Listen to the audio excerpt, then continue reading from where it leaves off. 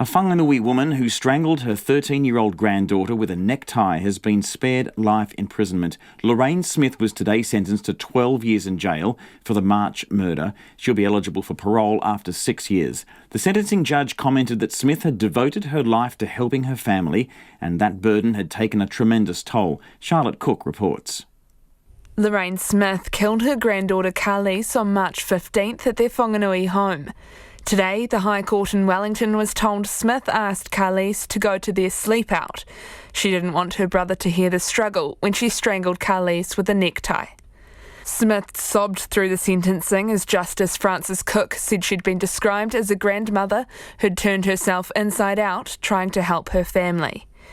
He says she suffered from depression and anxiety and had come under significant stress while looking after her grandchildren and severely disabled son. Justice Cook says she became overwhelmed and suffered carer burnout. Ms Smith has devoted her life to caring for her family to the detriment of her own health and welfare.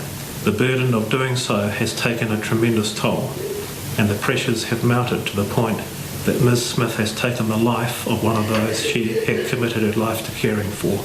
Justice Frances Cook says Smith's life had been marked by hardship and difficult family circumstances.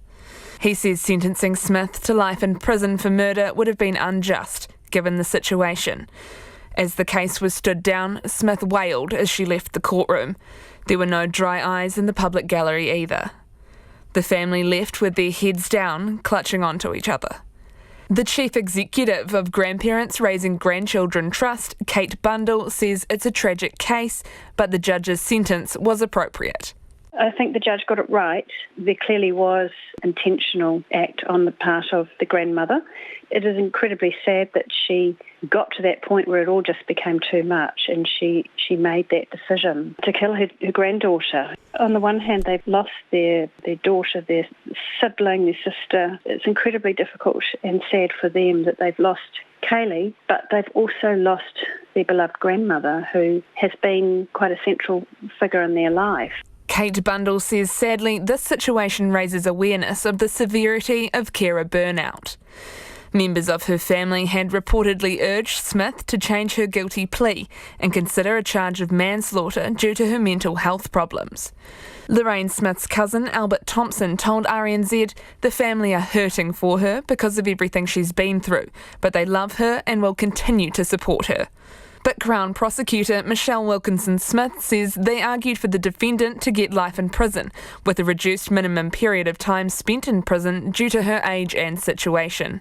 The family, understandably, are just at a complete loss to understand how this could have happened, because the defendant has been a loving, caring grandmother and a member of their whānau for them, and the Crown accepted it's completely out of character. However, Michelle Wilkinson-Smith says the Crown had to consider whether Smith's circumstances were that dissimilar to those of other families.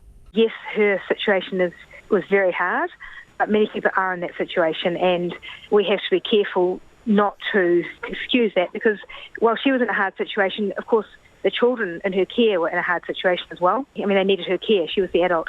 Lorraine Smith's defence lawyer Peter Brosnahan told the court that whatever sentence she received today would pale in comparison to the fact she has to live out the rest of her days knowing what she's done.